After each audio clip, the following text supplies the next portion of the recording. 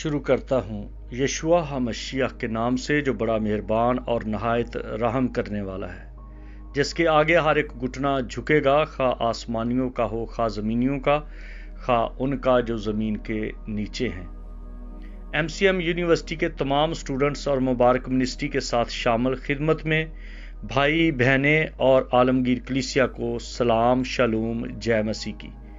میرے دوستو، جتنے لوگ ہمارے ساتھ خدمت میں ہیں اور جتنے لوگ MCM میں خدمت کرتے اور دوسرے لوگوں کو آسمان کی بادشاہی کے لیے تیار کرتے ہیں، ان کے کچھ خاص سوال ہیں جن کا جواب دینا مقصود سمجھتا ہوں۔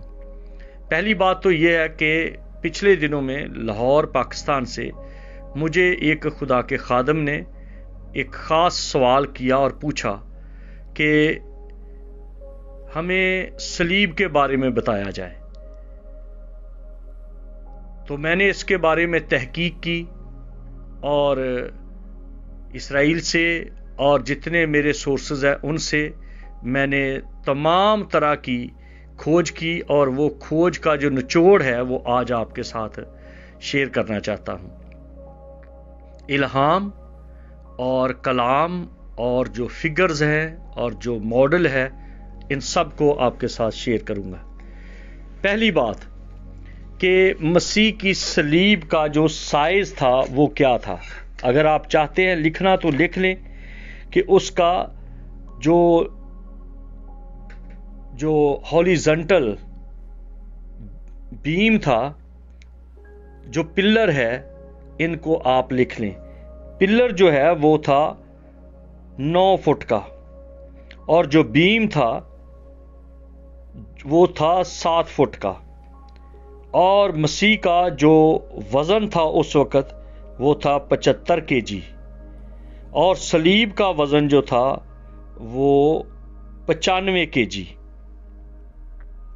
اب آپ 9 کو دیکھ لیں تو یہ 9 جو ہے یہ روح کے پھل ہیں، اور جو 7 ہے یہ کاملیت کا عدد ہے،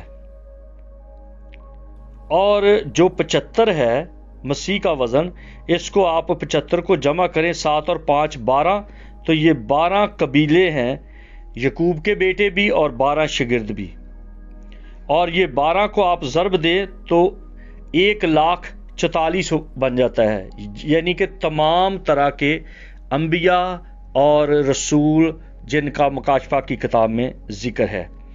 پھر جو 95 ہے اس کو آپ جمع کرو 9 اور 5 کو، تو یہ بن جاتے ہیں 14، جس کا مطلب ہے یہ پشتیں ہیں، کیونکہ ابراہیم سے داؤد تک 14 پشتیں ہوئیں، اور داؤد سے گرفتار ہو کر بابل جانے تک 14 پشتیں ہوئیں، اور پھر گرفتار ہو کر مسیح تک جو عرصہ ہے، یہ ٹوٹل جو ہے یہ آپ دیکھیں تو یہ 42 پشتیں ہیں، جس کا مطلب ہے کہ صلیب جو ہے یہ 95 کلو کا وزن ہے، جس کا مطلب ہے کہ یہ پشت دار پشت کا جو گناہ ہے، جو اس کا وزن ہے، وہ مسیح نے اٹھایا، ابراہیم سے داؤد تک اور داؤد سے لے کے مسیح تک۔ اور جب ہم ان کو سب کو دیکھتے ہیں ایک ایک کر کے، تو آپ دیکھیے جو 7 ہے، جو بیم کا ہے، 7 ہے 7 فٹ، تو 7 کو آپ 2 حصوں میں تقسیم کریں تو 4 کا عدد یشوع نام کے ساتھ ملتا ہے، اور 3 جو ہے وہ پاک روح کی بات ہے، اور دونوں کو جمع کرو تو 4 اور 3 7 ہو گیا، جس کا مطلب ہے کہ صلیب پر جو ٹانگا گیا ہے وہ یسوع ہے، جو روح القدس کی مموری میں کھڑا ہے۔ روح القدس اور بیٹا، یہ دونوں کا کام ہے اس وقت کہ وہ ایک بڑا کام کرے۔ روح القدس تجھ پر سایہ ڈالے گا، اور اسی سبب سے وہ مولود مقدس خدا تعالیٰ کا بیٹا کہلائے گا، خدا تعالیٰ کا محبوب کہلائے گا، خدا تعالیٰ کا پیارا کہلائے گا۔ انسانی روپ جو روح نے تارا، اور وہ روپ اس وقت صلیب پر ٹانگا گیا ہے، اور جس کو ملائیں تو 4 اور 3 7، یعنی کہ کامل ہو گیا کفارے کا سسٹم۔ کفارے کا بھید کامل ہو گیا۔ پھر اس کے جب میں 75 کی بات کرتا ہوں تو اس کو آپ دیکھتے ہیں کہ یہ 5 کا عدد جو ہے ہیبرو زبان میں لفظ ہے ہے، اور جو 7 ہے وہ ہے زین۔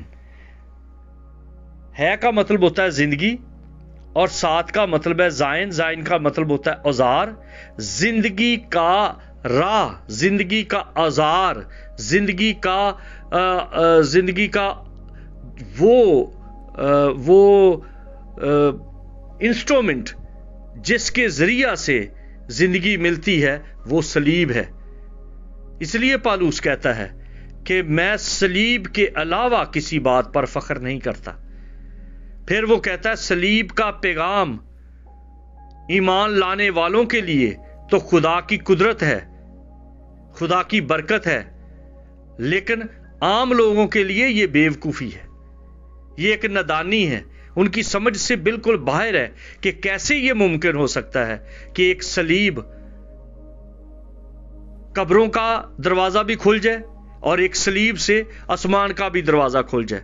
جب یسوع صلیب پر چڑھا تو عالم روا کا دروازہ کھل گیا، اور جب یسوع عالم روا سے نکلا تو آسمان کا دروازہ کھل گیا۔ لکھا ہے وہ قیدی روحوں کو ساتھ لے گیا اور آدمیوں کو انعام دیے۔ اس لیے پالوس اس بات کو بڑی وضاحت سے کہتا ہے کہ میرا فخر صلیب ہے۔ صلیب کے بغیر نجات کا تصور نہیں ہو سکتا، امپاسبل ہے، کیونکہ اس کی مثال ہمیں بیابان میں ملتی ہے۔ جب موسیٰ نے پیتل کا سانپ بلی پر ٹانگ دیا تو جس کسی نے اس سانپ کی طرف دھیان کیا وہ سانپ کے ڈسے سے بچ گیا۔ جس کسی نے مسیح کی صلیب پر دھیان کیا وہ عدن کے اس گناہ سے بچ گیا، کیونکہ گناہ عدن سے چلتا آ رہا ہے۔ ہم فعلی گناہ سے نجات نہیں حاصل کرتے۔ فعلی گناہ تو ہم انسان ہوتے ہوئے ہم سے غلطیاں ہوتی رہتی ہیں، غلطیاں ہیں، کچھ غلطیاں ہیں، کچھ غلطان ہیں، لیکن گناہ کی پہچان ہے کہ اپنے خدا کو چھوڑ کر کسی اور کے سامنے سجدہ کرنا۔ اور ابلیس نے اس طرح سے ایسا روپ دھار لیا کہ ہوا اس کے سامنے جھک گئی، آدم اس کے سامنے مات کھا گیا، اور مسیح نے مقابلہ کیا ڈیزرٹ میں، بیابان میں مقابلہ ہوا۔ مسیح کا مقابلہ دوسرا راؤنڈ گتسمنی میں ہوا، وہاں پر بھی ابلیس نے پورا زور لگایا کہ مسیح کو ہرا دیا جائے، انکاؤنٹر کیا جائے۔ رومی اس کو بھی اسی گتسمنی باغ میں جو عدن کے باغ کی ایک نکر ہے اسی میں اس کو مار دیا جائے، جس کے لیے مسیح خداوند نے بار بار اس بات کے لیے اپنے باپ کے سامنے اپنی الوہیت کی معموری میں، اپنی بشریت میں شاگردوں کو کہا کہ اٹھو، جاگو، دعا کرو تاکہ آزمائش میں نہ پڑو۔ مسیح کو اپنے لیے دعا کرنے کی ضرورت نہ تھی، نہ وہ اپنے لیے دعا کرتا رہا، نہ اس نے دعا کی۔ جہاں جہاں پر بھی آپ کو یسوع دعا کرتا نظر آتا ہے، دعا کرنے کا مطلب ہوتا ہے خدا سے باتیں کرنا، اور یسوع تو خود اپنی ذات میں خدا ہے، اس کو تو کسی خدا کے سامنے دعا کرنے کی ضرورت نہیں۔ اس کی مثال اس طرح سے دیتا ہوں، کئی دفعہ آپ بیٹھے ہوتے ہیں تو آپ بیٹھے بیٹھے جب کوئی کام کرنا ہوتا ہے تو آپ کہتے ہو اٹھو بندیا۔ آپ کس بندے کو کہہ رہے ہو اٹھو؟ آپ خود کو کہہ رہے ہو۔ جب یسوع تنہائی میں بیٹھتا تھا تو وہ اپنی پلاننگ کرتا تھا اپنے کام کی، کیونکہ خدا پلاننگ کرتا ہے، خدا کے پروگرامز بنے ہوئے ہیں، اور اپنے ان تمام پلان کو وہ پورا کرتا ہے۔ آپ پیدائش کی کتاب پہلا باب پڑھ کے دیکھیں، وہاں پر پلاننگ ہوتی جا رہی ہے، وہاں پر کام پلاننگ کے ساتھ کیا جا رہا ہے۔ پہلا دن، دوسرا دن، تیسرا دن، چوتھا دن، پانچواں دن، چھٹا دن، اور 7ویں دن کو برکت دی ہے۔ خدا بے ترتیبی میں کوئی کام نہیں کرتا. خدا ترتیب کا خدا ہے. اس کے زمانے ہیں. میں آنے والے دنوں میں آپ کے ساتھ شیئر کروں گا. خدا کے 7 ادوار ہیں، ہر دور میں اس نے مختلف کام کیے. اسی لیے 7 کا عدن زائن ہے، جس کا مطلب ہے ہتھیار، جس کا مطلب ہے اوزار، جس کا مطلب ہے 7، جس کا مطلب ہے کامل. 7 کا عدد کاملیت کی طرف لے کر جاتا ہے. آپ 7 کے عدد کو آپ پیدائش پہلے باب سے دیکھ لیں، مکاشفہ کے آخری کتاب میں دیکھ لیں کہ بار بار نظر آئے گا 7 فرشتے، 7 روحیں، 7 پیالے، 7 چرچ، 7 رنگ. اس لیے میرے عزیزو، آپ اس بات کو بخوبی سمجھ سکتے ہیں اگر آپ روح القدس کے سامنے سرنڈر کر دیں، اپنے گھٹنے ٹیک لیں، اپنے ہاتھ اوپر کر لیں اور کہیں کہ فرما، تیرا بندہ سنتا ہے. اے خداوند میرے ساتھ بات کر، میں سننا چاہتا ہوں، میں تیری آواز پر لبیک کہنا چاہتا ہوں، میں چاہتا ہوں کہ تیرے بھید مجھ پر کھل جائے. اے خدا پاک روح میرے لیے اپنے بھید کی باتوں کو آسان کر دے، کیونکہ خدا کا کلام بھید ہے. یسوع ایک بھید ہے. یسوع ایلون گاڈ ہے. وہ الوہیم کو چلاتا ہے. وہ قادر مطلق خدا ہے جو تمام طرح کے جتنے بھی الہ ہیں ان سب کو جو ایل ہے وہ چلاتا ہے. جو ایل ہوئی ہے، جو زندگی کا خدا ہے، وہ چلاتا ہے. یسوع مسیح نے کہا میں اس لیے آیا کہ وہ زندگی پائیں اور کثرت سے پائیں. پترس کو یسوع نے کہا کہ سب چھوڑ کر چلے گئے، تو کیوں نہیں جاتا؟ تو اس نے کہا زندگی کا مالک تو ہے، ہم تجھے چھوڑ کر کہاں چلے جائیں؟ مریم اور مارتھا کے ساتھ جب بات ہو رہی ہے تو یسوع نے کہا قیامت اور زندگی تو میں ہوں. کوئی ہے ایسی شخصیت اس دنیا میں؟ کوئی ہے ایسا پیغمبر، کوئی ایسا نبی، کوئی ایسا رسول؟ کیا ہم یسوع کو نبی کہیں؟ کیا ہم یسوع کو پیغمبر کہیں؟ کیا ہم یسوع کو رسول کہیں؟ بے شک بائبل میں یسوع کو رسول بھی کہا گیا ہے، یسوع کو نبی بھی کہا گیا ہے. لیکن سب سے بڑی بات، کیا کوئی نبی ایسا دیکھا ہے جو پانیوں پر چلتا ہو؟ کوئی نبی ایسا دیکھا ہے جو مردوں کو زندہ کر رہا ہو، جو اندھوں کو ڈیلے بنا کے ان کی آنکھوں میں ڈال رہا ہے جہاں پر ڈیلے نہیں ہیں؟ ان میں مٹی کے ڈیلے بنا کے ڈال رہا ہے. مردے کو اس طرح سے آواز دے رہا ہے جیسے کسی سوئے ہوئے کو اٹھایا جاتا ہے. اسی لیے مسیح خداوند نے اپنے منہ سے مردے کی بات نہیں کی. مسیح نے کہا وہ سو گیا ہے. لڑکی مری نہیں بلکہ سوتی ہے. جو مسیح کے پاس آ جاتے ہیں وہ مرے نہیں بلکہ سوتے ہیں، اور سوتے ہوئے کو وہ اس طرح سے اٹھاتا ہے جیسے ایک بچے کو اٹھاتا ہے. کیا ہم اس جگہ پر اس کو نبی کہیں یا رسول کہیں؟ آپ خود کمپیریزن کریں، آپ خود موازنہ کریں، آپ خود اس کی تلنا کریں. آپ دیکھیں کہ یسوع کے آپ کیا کہنا چاہتے ہیں. یسوع اپنی ذات میں خدا ہے. وہ ایل گاڈ ہے، وہ ایلون گاڈ ہے. وہ جتنے الوہیم ہیں ان سب کو اپنے ہاتھ میں رکھتا ہے. جیسے کروڑوں اربوں کہکشاں ہیں اس دنیا میں، گلیکسیز ہیں، ان سب کو وہ بنانے والا ہے. آپ پڑھ سکتے ہیں کہ اس نے بنائی. پیدائش کی کتاب میں آپ پڑھیں، دیکھیں چوتھے دن وہ سورج چاند ستارے بنا رہا ہے، ان کو الگ کر رہا ہے، جس کا مطلب ہے وہ پہلے دن ہی الگ الگ کر رہا ہے. اس نے تاریکی کو الگ کر دیا اور روشنی کو الگ کر دیا، گلیکسیز کو الگ کر رہا ہے. और तारीकी को अलग कर रहा है, फिर उनके नाम रख रहा है। कई लोग कहते हैं कि जी जन्नत में जाएंगे, फलां बंदा जन्नत में जाएगा। हिंदू कहाँ जाएंगे, सिख कहाँ जाएंगे, मुसलमान कहाँ जाएंगे, मसीही कहाँ जाएंगे। कोई कहता फलां जन्नत में नहीं जाएगा। मैं इसको दावे से कहता हूं वो नहीं जाएगा, क्योंकि मसीहियों ने जन्नत में नहीं जाना। मसीहियों के लिए जन्नत है ही नहीं। हिंदुओं की जन्नत और है, वो जाएंगे। मुसलमानों की जन्नत और है, वो जाएंगे वहां पर। सिखों की जन्नत और है, जो बुद्धिस्ट है उनकी जन्नत और है, क्योंकि इतनी गैलेक्सीज हैं, इतनी कहकशां हैं, इतने प्लेनेट हैं, इतने सियारे हैं। हर किसी के लिए उनका देव, उनका देवता, उनका नबी, उनका रसूल, उनका पैगंबर एक एक प्लेनेट पर हाकिम है, उनको दिया गया है।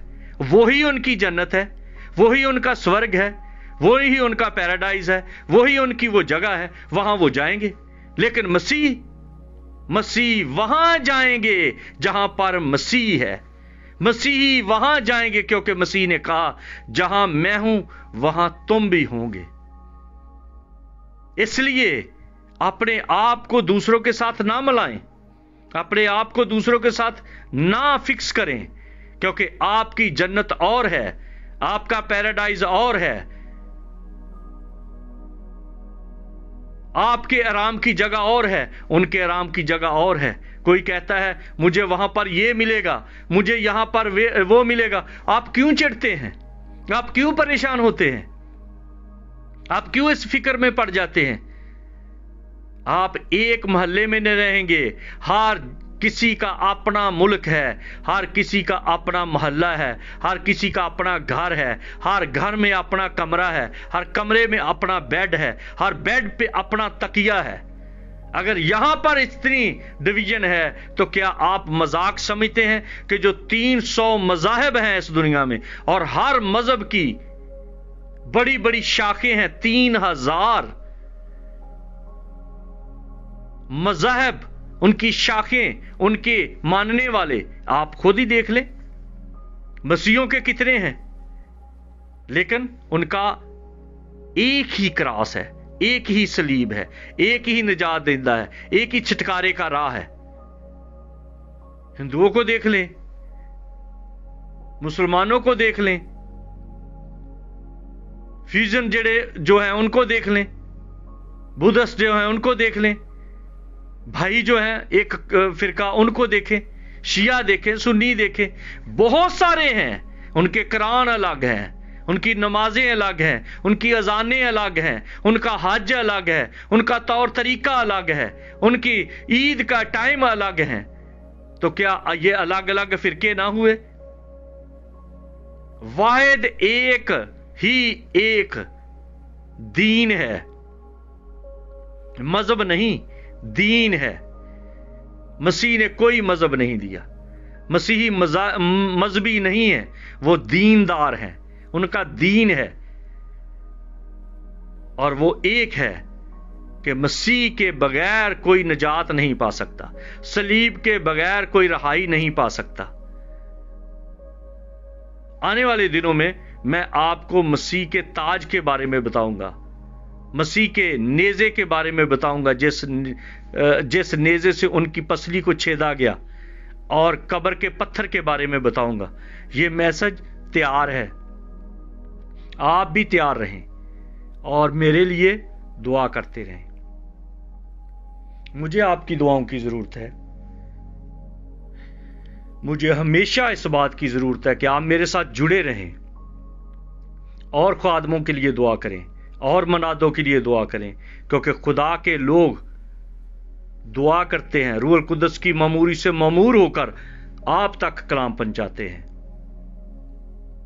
हम कील पर बात भी करेंगे, लेकिन मैं आपको बताता हूं कि 9 इंच का कील था जो मसीह के हाथों में लगाया गया, जो मसीह के पांव में लगाया गया। वो किस तरह की वाइन थी, मैं थी जो मसीह को सलीब पर पेश की गई, वो भी आने वाले दिनों में आपको बताई जाएगी। हमारे साथ जुड़े रहें, खुदावंद के कलाम को दूसरे लोगों तक शेयर करें, برکت پائیں، جیتے رہیں، خوش رہیں۔ جے مسیح کی۔